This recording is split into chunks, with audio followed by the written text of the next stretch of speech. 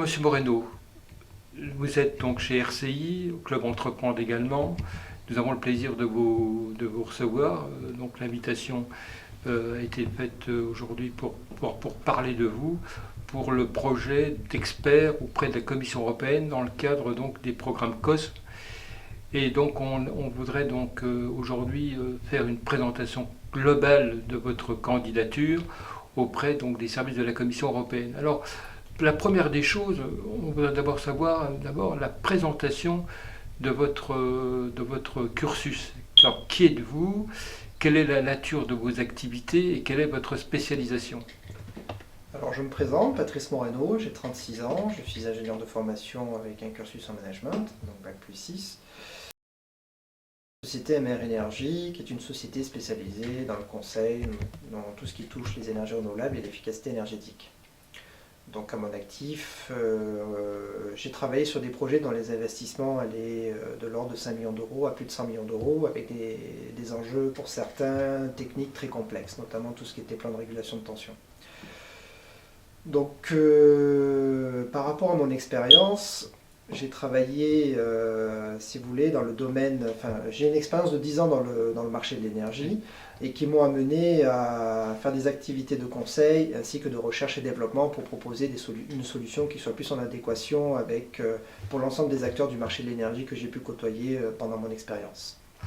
Alors, parlons peut-être dans un premier temps de votre parcours scolaire, universitaire. Oui. Quel type de formation avez-vous? Donc j'ai une formation d'ingénieur, donc j'ai fait le Conservatoire des Arts et Métiers, ainsi que bien. l'École nationale des Arts et Métiers et les e-management en cursus de management complémentaire par rapport à la démarche d'ingénierie. Donc ça aboutit à la création d'une société, Alors une j'ai été, SARL donc spécialisée dans le domaine donc, de l'économie d'énergie. Alors on va peut-être en parler. Quel parcours avez-vous fait et quel type de partenariat vous avez conclu pour en arriver à la situation d'aujourd'hui où vous êtes à la tête d'une société innovante?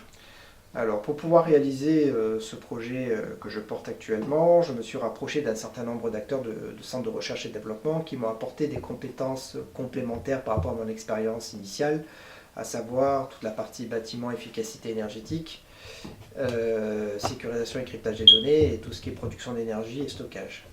Donc, et bien entendu sur la partie propriété intellectuelle, car un brevet a été déposé dans le cadre de mes travaux de recherche et développement. Oui. Alors, Travaux, et qui a été étendu en janvier 2016 en Europe et aux États-Unis. alors parlons d'expertise, hein. C'est le sujet important pour la Commission européenne. Dites-nous un peu quel apport vous pouvez faire comme expert sur les thématiques de l'économie d'énergie. Alors, c'est simple, hein, c'est une démarche complémentaire à ma démarche de lobby via mon registre de transparence. Vision que j'ai dans le secteur du marché de l'énergie, qui est quand même basé sur une expérience de 10 ans, je le répète. Donc les principaux points que nous voyons lors d'aujourd'hui, c'est que nous voyons une multitude, on va dire, d'évolutions. Nous sommes dans une nouvelle ère qui est caractérisée par certains économistes de troisième révolution industrielle. Oui. Donc il faut quand même le savoir et avoir en tête que nous voyons un certain nombre de sujets, notamment d'un point de vue technique et économique. Et l'idée, c'est vraiment d'avoir cette vision globale qui caractérise l'ensemble des acteurs du marché de l'énergie. C'est-à-dire, il ne faut pas oublier que dans le marché de l'énergie, vous avez des consommateurs, des producteurs, des fournisseurs et des gestionnaires de réseau. Donc lorsqu'on va rentrer dans le domaine financier, vous devez entendre probablement, on entend parler de parité réseau pour certains pays de l'Union européenne, ainsi que la fin des tarifs réglementés de vente, les tarifs subventionnés. Et lorsqu'on creuse un petit peu plus sur la partie financière, on se rend compte que maintenant, le coût de l'énergie produite par des centrales d'origine renouvelable commence à être équivalent, voire inférieur au prix, on va dire, du marché de détail de l'électricité. Donc ce qui ouvre, on va dire, de nouvelles perspectives. Tout ce qui est autoconsommation, autosuffisance énergétique, par exemple, qui présente des avantages financiers pour certains et des contraintes techniques et financières pour d'autres. Je détaillerai par la suite si cela s'avère nécessaire. Et ainsi que par rapport à la fin des tarifs réglementés ou par rapport à la volonté de l'Union européenne de créer un marché unique de l'énergie, maintenant chaque consommateur a la possibilité d'acheter son énergie au prix du marché en passant par on va dire de multitudes de fournisseurs. L'avantage et les inconvénients, c'est que ça ouvre le champ du possible. C'est-à-dire que tout ce que je vous disais, ça apporte des avantages pour certains et des inconvénients. C'est-à-dire des avantages pour les consommateurs parce qu'ils achètent son énergie au juste prix. Et des contraintes, c'est que ces nouvelles applications font malheureusement que ça génère des inconvénients pour les gestionnaires de réseau. Car pour tous ceux qui veulent se lancer dans l'autoconsommation, du coup ils touchent un peu moins d'argent, notamment à la rétribution, car il y a moins de kilowattheures qui circulent. Oui. Et d'autres contraintes sont que malheureusement ce développement, on va dire, de modèles économiques génère quand même des contraintes techniques sur notre réseau, on va dire, d'électricité. Donc là maintenant je vais aborder un peu le sujet technique, c'est-à-dire pour résumer la situation, nous avons un réseau électrique qui est très stable, hein, qui est interconnecté Oui. entre tous les pays européens, Oui. mais qui malheureusement présente quand même des inconvénients, c'est qu'on a des gros problèmes de capacité au niveau des frontières. Donc il y a quand même D'accord. des voies qui sont lancées, et ça s'appelle la méthode de gestion des flux, pour comparer, par exemple pour comparer notamment l'Allemagne, qui se sont lancés dans les énergies renouvelables, en se désengageant. Lorsqu'ils ont besoin de l'énergie, ben, leur capacité de production est insuffisante. Donc ils ont besoin de D'accord. faire appel, on va dire, aux pays voisins. Mais le problème, c'est que on est interconnecté, mais c'est comme si on était indépendant. Et nous avons des grosses capacités d'énergie qui restent quand même bloquées au niveau des frontières. Et et nous le savons. Donc nous voyons des multitudes maintenant de projets qui se décentralisent, parce que le réseau électrique a été dimensionné pour des centrales de production centralisées. Avec les nouveaux modèles économiques, comme je vous parlais, on parle maintenant de production décentralisée. Et ça génère quand même des contraintes pour les gestionnaires de réseau. C'est-à-dire, d'un point de vue technique, c'est que tous les projets d'origine renouvelable ne participent pas à l'équilibre à l'heure d'aujourd'hui, à sa stabilité. C'est-à-dire qu'ils ne rentrent pas dans les schémas classiques de réserve primaire et secondaire pour participer à l'équilibre global. D'accord. Donc pour essayer de limiter du coup ces consommations, parce que les réseaux sont, on va dire, à faire transiter ces capacités d'énergie, notamment en termes lorsqu'il y a des pics de consommation par exemple, parce que même si nous voyons un réseau qui est très stable, il y a quand même des faiblesses. Donc on essaie de travailler sur tout ce qui est la partie efficacité énergétique, réduction des consommations, et d'un côté sur la partie production d'énergie décentralisée. Donc on voit bien qu'il y a des sujets précis et uniques qui se développent sans concertation globale. Sans oublier que d'un point de vue financier, j'ouvre la parenthèse, c'est que par rapport à la volonté d'avoir ce marché unique de l'énergie, nous avons maintenant des consommateurs qui ont la possibilité de l'acheter directement auprès, on va dire, de fournisseurs pour avoir un coût de l'énergie au juste prix, comme pour des fournisseurs ou des producteurs d'énergie, enfin surtout des producteurs, qui vont acheter cette énergie directement qui vont le vendre à des traders qui vont eux le valoriser au marché de l'énergie. Et lorsque vous rentrez dans ce mécanisme, vous vous rendez compte que le coût de l'énergie, il a un coût, ça c'est certain, mais par moment il peut être à la hausse, comme il peut être à la baisse, voire en négatif. C'est-à-dire qu'on a trop de capacités qui se déplacent sur les réseaux de distribution et de transport, et qui finalement, il y a trop d'énergie qui circule. Et si on arrive à canaliser ceci en ayant un outil qui permet d'avoir une vision globale pour pouvoir limiter, on va dire, ces surconsommations et ces gestions de production d'énergie, et qui permet de transmettre ces informations de manière pertinente à chaque acteur, on arrivera à faire un consensus qui reprend un petit peu l'ensemble des travaux développés à l'heure actuelle par, on va dire, l'ensemble des acteurs du marché, que ce soit les producteurs, les fournisseurs, les gestionnaires. Donc ça, c'est l'expertise que vous êtes susceptible d'amener Tout à fait. pour faire des économies d'énergie. Tout à fait, parce que c'est vrai que dans la profession, vous vous rendez compte que le moyen le plus sûr, en étant théorique, le moyen le plus sûr pour pouvoir faire de l'économie d'énergie, c'est de limiter ses consommations. Tout à fait.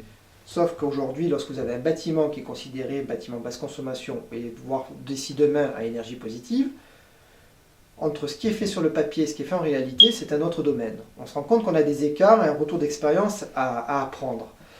Donc, le seul moyen de réduire ces consommations, c'est d'utiliser des énergies renouvelables. Donc, soit du thermique, soit du photovoltaïque, ou des équipements innovants, notamment des climatisations solaires, etc., qui permettent de limiter les consommations. Sauf qu'aujourd'hui, lorsqu'on regarde le constat, c'est qu'on essaye de partir dans ces voies-là, et on n'arrive pas à atteindre nos objectifs. On va dire que c'est des problèmes parce que les bâtiments sont trop sophistiqués, parce qu'on est sur des gestions techniques de bâtiments qui sont non opérationnelles, trop complexes à paramétrer. Mais c'est très simple parce que ça fonctionne sur des données statiques, c'est-à-dire ça va jouer avec des règles prédéfinies. Et ça ne peut pas fonctionner sur du long terme. C'est impossible parce que le bâtiment évolue, il a été conçu, il doit vivre par rapport à son environnement, par rapport à ses équipements et à ses occupants.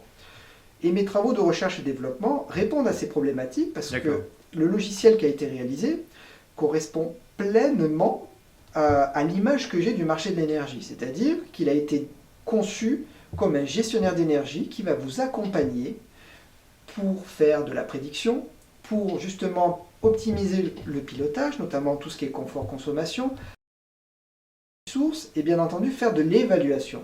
C'est-à-dire qu'on donne de l'intelligence à un bâtiment. Ce n'est pas une solution, on va dire lambda, c'est une solution, c'est comme avoir une vision holistique, c'est-à-dire c'est que ça va donner de l'intelligence à ce bâtiment pour pouvoir faire de l'autodiagnostic, pour pouvoir détecter les anomalies et anticiper et enclencher on va dire, les opérations de maintenance préventive et curative.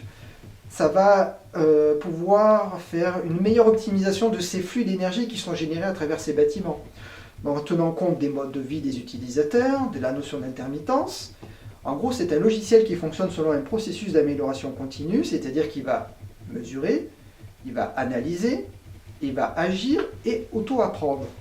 Donc il embarque un certain nombre d'algorithmes qui fonctionnent de manière en parallèle et séquentielle, ainsi qu'une base de données. Donc il va prendre en considération, donc il va être personnalisé au site, il va prendre en considération la conception du bâtiment, l'état des équipements, le comportement des individus, et à travers toute cette analyse, il va vous dire exactement ce qui ne va pas au sein du bâtiment. C'est-à-dire que pour un consommateur, son objectif est de réduire sa facture, et s'il n'y arrive pas, c'est de savoir comment. Donc le logiciel va lui transmettre ces informations-là. Très bien.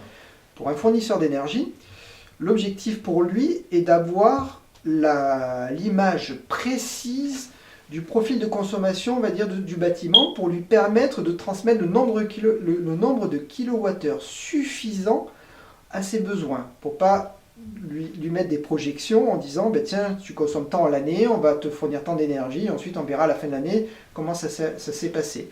Le logiciel va lui transmettre les informations de manière précise et de manière précise et de manière anticipée, le profil de consommation du bâtiment en tenant compte d'une certaine, on va dire, hiérarchisation des données, en tenant compte du passé, ainsi que l'état du bâtiment à l'instant T, parce qu'un bâtiment vieillit.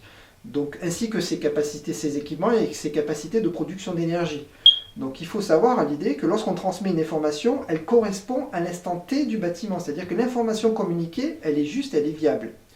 Et pareil pour un gestionnaire de réseau, lui, ce dont il a besoin, c'est de savoir exactement ce qu'on va consommer et s'il y a possibilité de participer à l'équilibre. Donc en fonction de l'état du bâtiment, de ses capacités à produire ou à consommer, il va transmettre effectivement des informations lui permettant de pouvoir optimiser, on va dire, l'intégration de ce bâtiment au sein d'un réseau. Bien, pour terminer, Monsieur Moreno, qu'avez-vous à dire à la Commission européenne au niveau de votre candidature? En termes de candidature, je ne peux que confirmer que la vision que je porte depuis 2012 est en adéquation, car je parlais déjà en 2012 qu'il fallait autoconsommer. En ayant connu des problèmes très pointus en travaillant avec des gestionnaires de réseau et des fournisseurs d'énergie, on voit bien les faiblesses à l'heure d'aujourd'hui de tout ce qui est projet d'énergie renouvelable. En l'ensemble, par rapport à ces faiblesses, que ce soit sur l'ensemble des thématiques que je viens d'aborder, je peux apporter à l'heure d'aujourd'hui ma vision que je vois du marché de l'énergie et la direction dans laquelle il faudrait qu'on se situe pour pouvoir apporter un consensus. Je ne dis pas apporter la véritable solution, parce qu'il faut qu'on avance, on est dans une ère, on est dans des phases d'amélioration, donc il faut apporter des solutions, mais qui soient surtout cohérentes par rapport à l'ensemble des acteurs. Il ne faut pas que le développement, par exemple, des énergies renouvelables ne soit qu'un produit purement financier, où derrière, il n'y a aucun acteur de tangible qui permette d'être considéré comme un véritable producteur d'énergie. Si vous regardez derrière toute centrale de production d'énergie renouvelable, vous voyez un fonds. Et derrière ce fonds se cachent des entreprises qui leur font de la gestion d'actifs. Ils ne sont pas du tout formés à fonctionner comme les gestionnaires de réseau le voudraient, comme de véritables producteurs d'électricité. Donc lorsque nous avons... Là, c'est qu'une ébauche que je vous dis, car le sujet est tellement large qu'on pourrait en parler des heures. C'est pour ça qu'il faut vraiment avoir à l'idée cette vision globale pour pouvoir apporter des solutions les plus pertinentes possibles, car l'objectif final, ce n'est pas de développer les énergies renouvelables, c'est de trouver un mix énergétique qui soit suffisamment cohérent pour nous tous, pour permettre de réduire, voire de la solution la plus tangible pour pouvoir faire de l'efficacité énergétique. Monsieur Moreno, donnez-nous votre numéro de téléphone et votre email. Alors mon numéro de téléphone c'est le 07 61 84 17 11 et vous pouvez me joindre à l'adresse suivante à info@mr-du6 énergie-au-pluriel.fr. Votre site internet. Donc www.mr-au-pluriel.fr.